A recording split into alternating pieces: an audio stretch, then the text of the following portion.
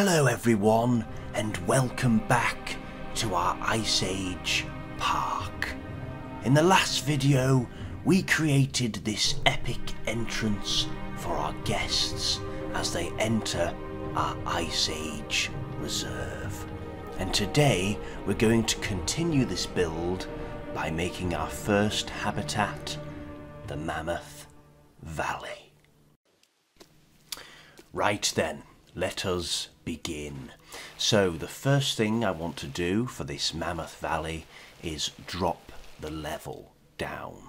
I don't want the guests looking at eye level, you know, it just being flat. I want them to be able to look over it and get a really nice view of the landscape. There'll be plenty of opportunity later on to get an eye level view of the animals, you know, on safaris and walking, you know, in other areas of the park. But for this bit, I want a really good grand opening entrance. You know, as you walk in, you see this lovely massive open valley. You know, we've got this lovely lake here. Oh, you can see I've just put in that statue of a mammoth there just to give me an idea of how big a mammoth is going to be in this type of environment. And here we're just putting in a river that's going to be feeding this lake, and that's going to be coming from somewhere else in the park, but we'll do that bit later on, because this national park is going to be very, very large. So I'm not going to do it all in one build. That would take forever to do. So we're going to do bit by bit. So this section is going to be one main type of habitat. We've got the lake, and we're going to have a grassland. So the grassland is, you know, a perfect habitat for grazing animals such as mammoths and coelodonta. So this will be perfect for them to graze in the grassland and also come get a drink from the lake as well. So yes, we're just putting in the terrain there, some mud and pebbles in the water and at the edges of the lake and the river. And for the terrain of the grassland, I'm actually using the desert grass, which you wouldn't expect from a mammoth, you know. At first I was going to put down green grass, but the more I looked at pictures of mammoths, you know, walking and grazing, I saw a lot of them grazing on brown grasses with snow on and stuff like that. So I think it works well, this desert grass, when you actually put the snow over the top.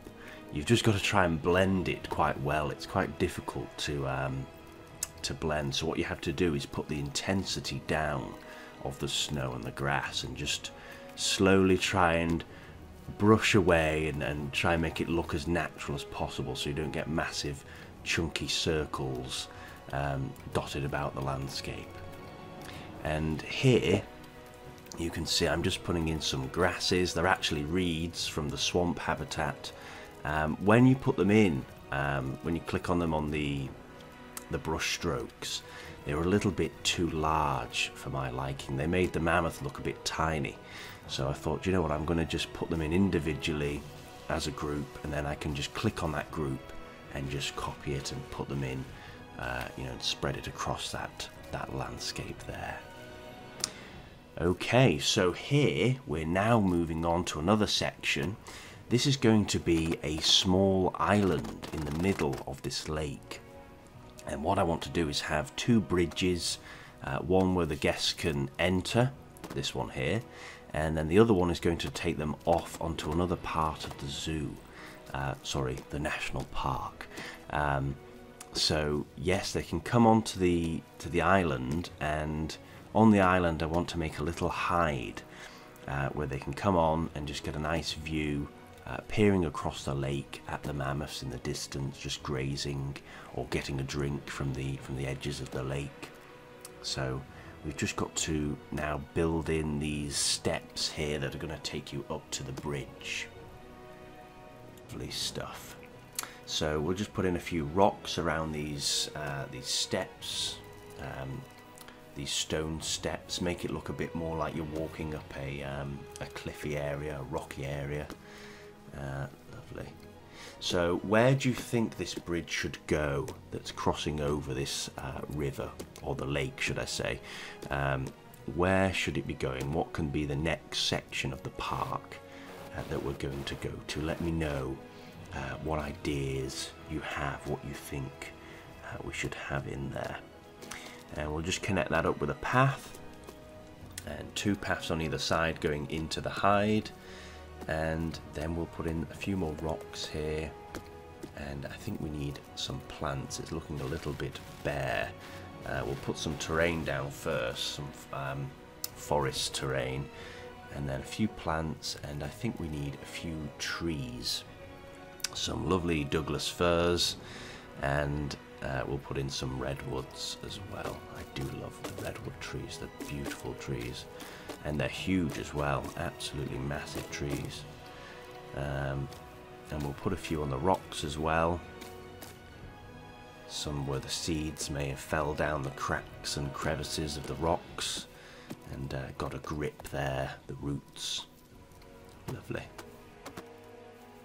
Okay, time for the hide. So I've put in a viewing platform, and then I'm just going to fill it in with some logs.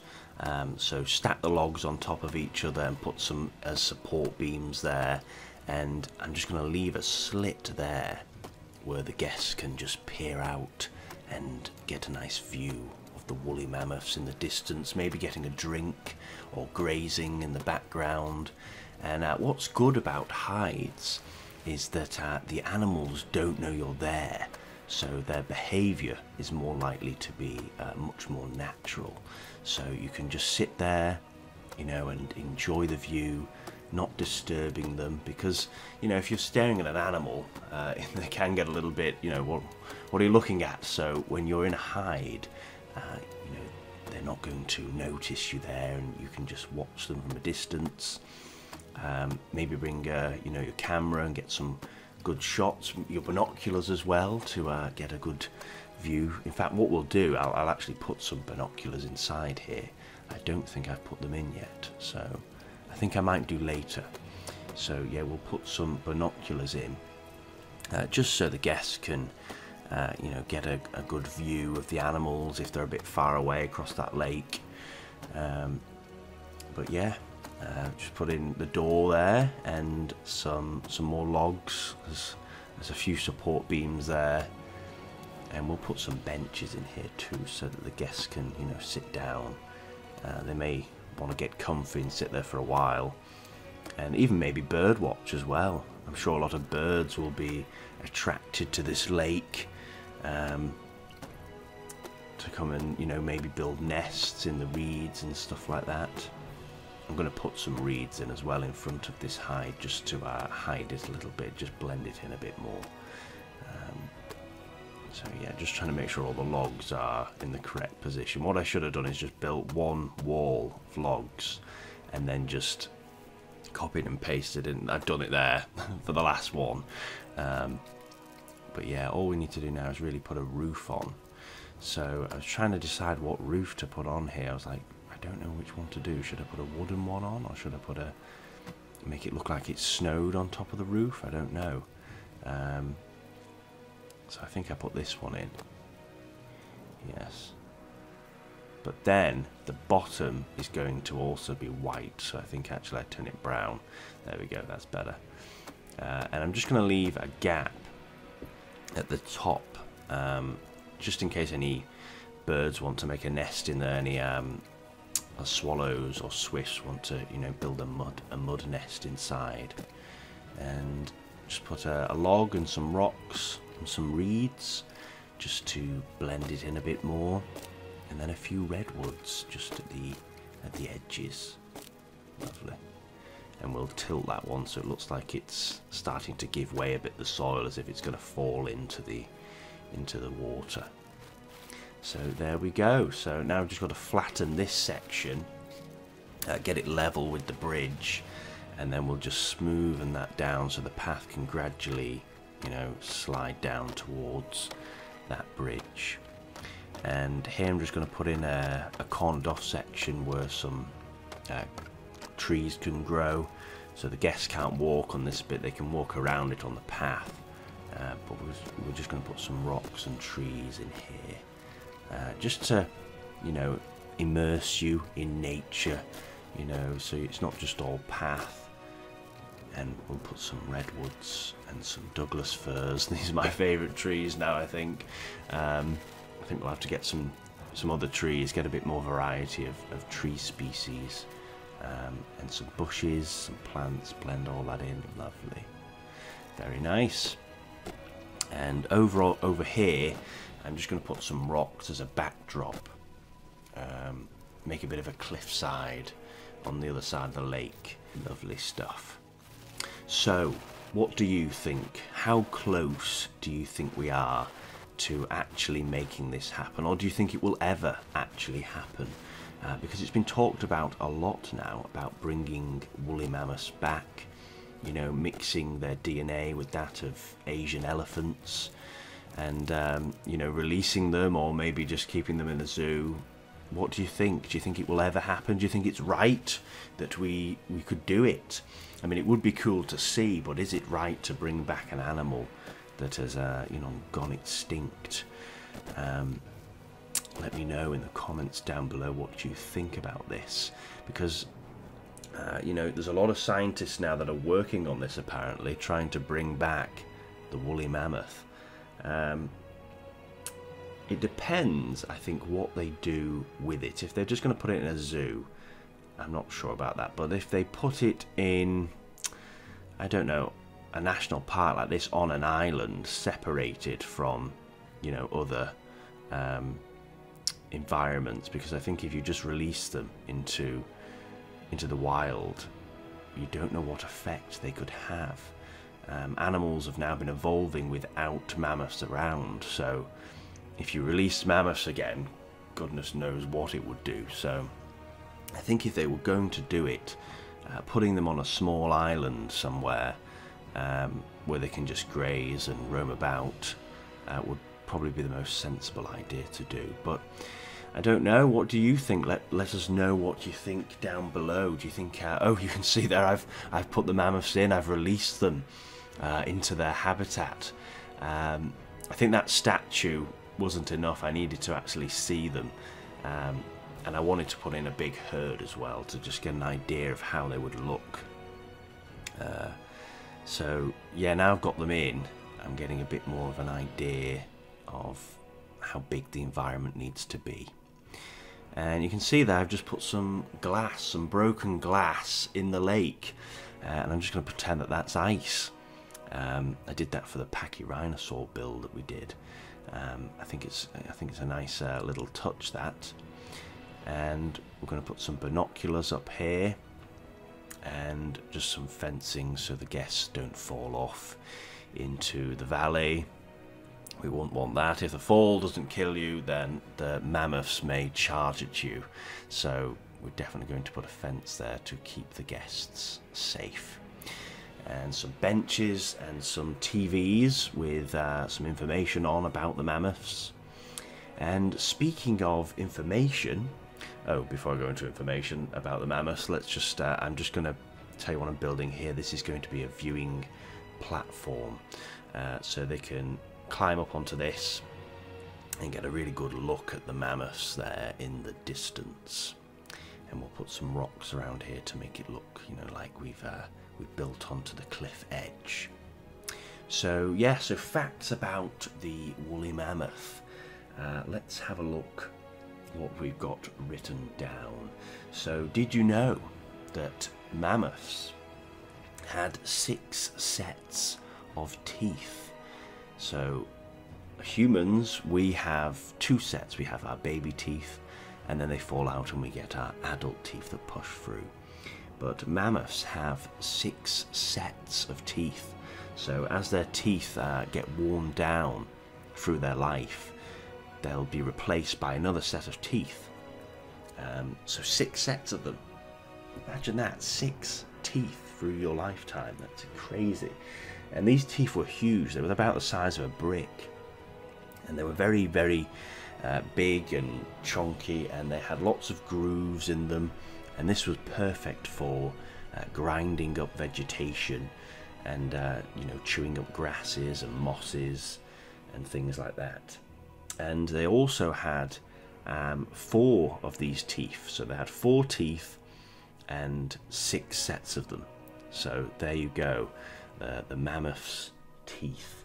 Absolutely massive, brick-sized teeth for gorging away. I mean, they needed them, didn't they? You know, the amount of food that they needed to eat to, you know, maintain such a large body. It's believed that mammoths could have foraged for up to 20 hours a day. Imagine that, just 20 hours of constant eating. It's quite tiring. I think, when would they get time to have a rest, you know, have a sleep? When I read that, I thought, surely not. I mean, how on earth are they going to get time to rest if they're just foraging, you know, for 20 hours? So it is just like, it's a chore, really. You know, imagine you get bored of the taste, eating for 20 hours just on grass. Oh my God. Yeah, I think I'd definitely get bored of that, just eating all day. But yeah, that is that's crazy. That I think elephants today, I think they eat for about, I think it's 16 or 18 hours, something like that. Not as much as a woolly mammoth, because woolly mammoths are living in, you know, a much more colder and harsher environment, so they need the fats and they need the calories, you know, to keep themselves warm. And also maybe the food isn't as nutritious, you know, in these colder parts. You know, they're not getting as much sunlight from the sun. In Africa, they're getting plenty of sunlight, so maybe there's more nutrition in the food there. So they've got to graze more often than the elephants would have. So yeah, it's a long time to be eating for that. A very, very long time. And so we're just finishing off this cliff area here now. Lovely.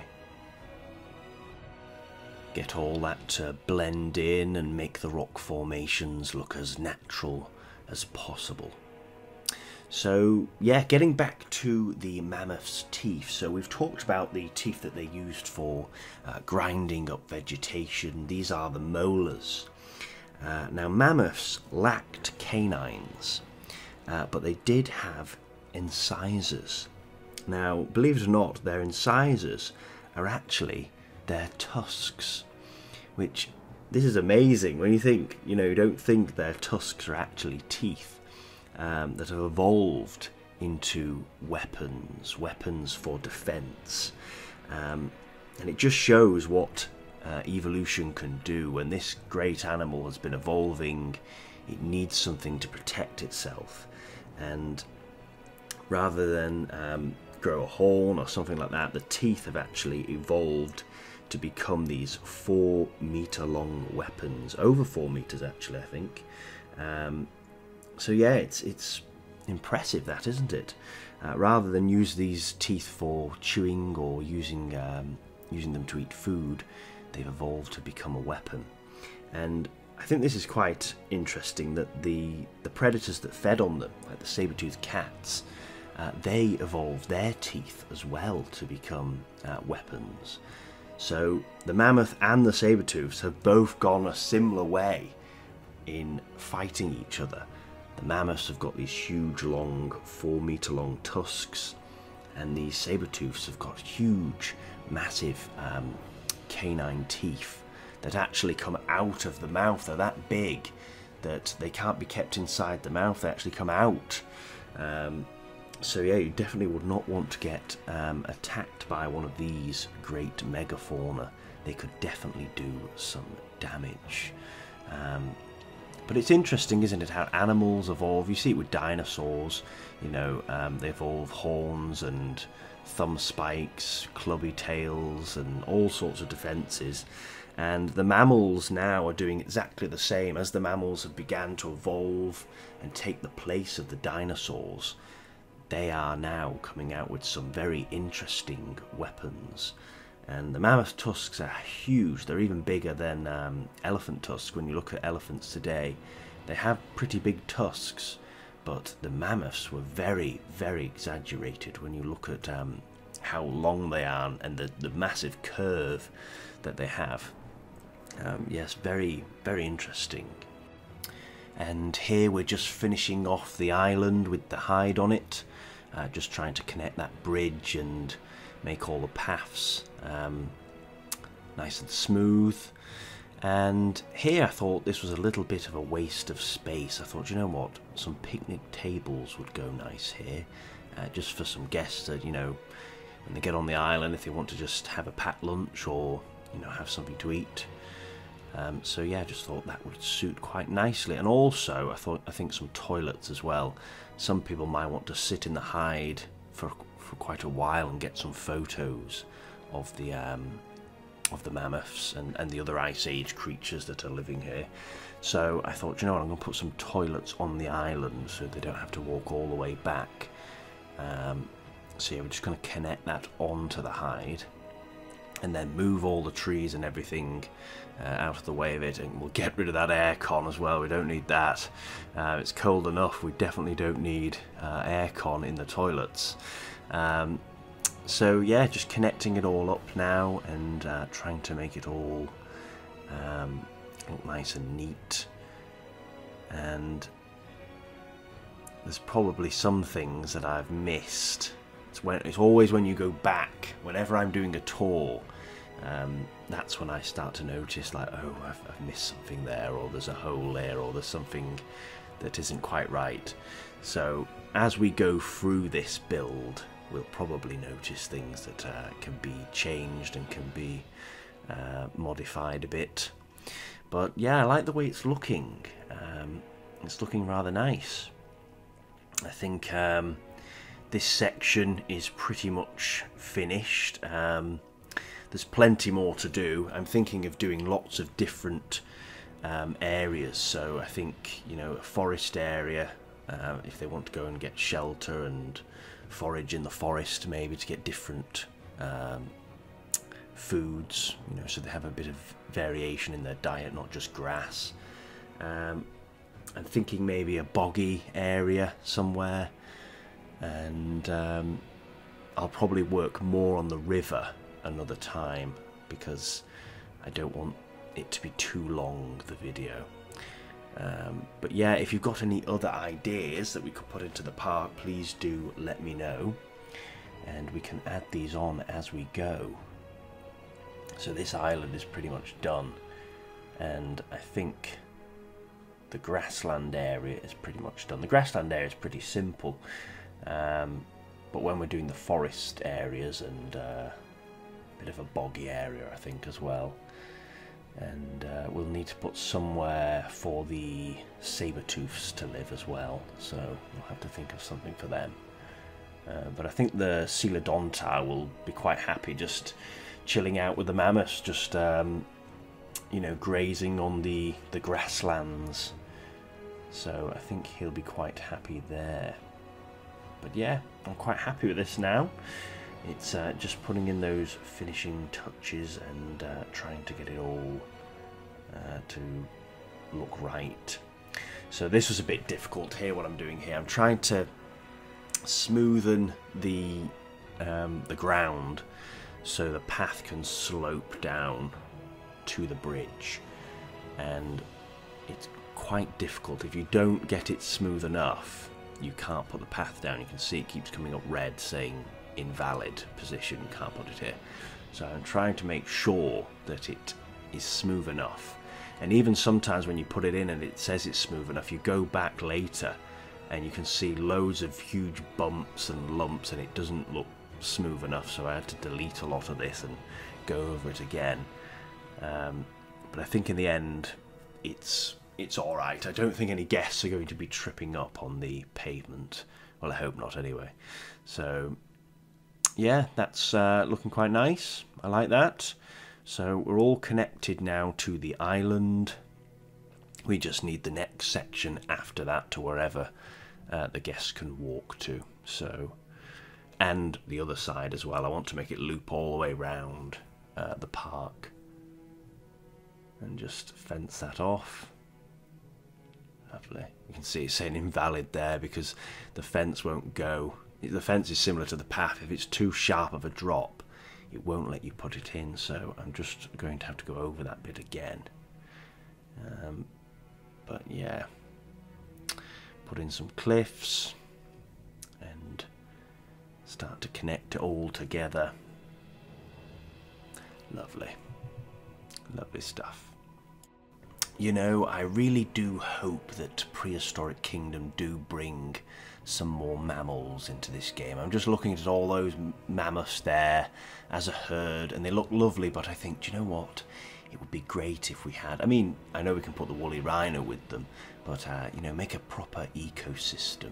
You know, maybe some Irish elk just walking through there with their huge antlers, you know, a big herd of deer roaming about, some dire wolves maybe passing through, just checking out if there's anyone that's, you know, any weaklings in the group. Yeah, I hope they do bring some more out, some more mammals, you know, some short-faced bears or something like that, or even just cave bears. Yeah, I think it would be really good to have a bit more variety. Some giant ground sloth as well. That would be very good to have, to be put into the game, because we've got loads of dinosaurs, but you know, some mammals would really work a treat. But it'd be interesting to see where this game goes. I mean, it's hard to believe it's still in early access. Like, and I look at this now, I think, God, it's absolutely fantastic. Like, the creativity you can have, you know, what you can build on here. It's just, there's so much you can do. It's great. It really is. The only thing that it's lacking, I would say, is just the behaviours, but that's going to be coming out in the next instalment. So, you know, lots to look forward to. And I was just going over the grassland there, just making a little bit bumpy in areas, because I don't want it to be completely flat. You never go out into the wilderness and find somewhere that's just completely flat. There'll always be a bit of a bump or something, so I'm just trying to make it look a bit more natural. And just put a bit of sand here, make it look like a bit of a beach area on the island. And we'll have to corner this off, because we certainly don't want a mammoth just walking by, or a saber-tooth. Yeah, we'll have to make sure that everything is closed off on this island, so that everybody's safe. We don't want anyone getting attacked. But I think for now we will leave it there, guys, because if I carry on building, this video will not be ready for Sunday. So we'll leave it there. The builders can have a rest. Thank you very much for watching. Let us know your ideas down below. Let us know what you'd like to see in this Ice Age reserve. If you enjoyed this video, please leave a like, and don't forget to subscribe so you don't miss what happens in the Ice Age Park next.